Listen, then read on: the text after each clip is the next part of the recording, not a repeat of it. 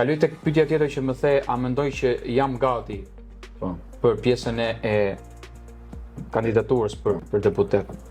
Mendoj që jam gati në kuptimin që duhet ta ngrej zërin në një nivel më të lartë dhe rinia të marrë fokusin e duhur. Dhe kjo është një ndër arsyet kryesore që cekem më përpara dhe do ta cek në çdo dalje time publike. Fokusi im do jetë rinia.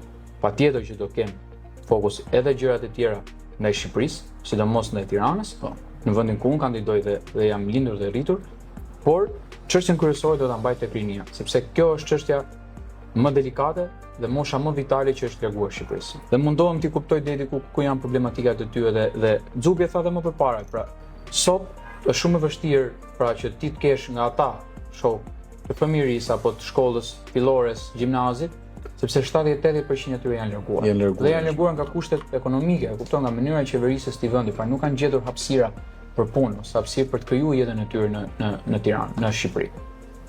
Dhe ky mendoj që ngelet një nga problemet më kryesore që vendi jon ka.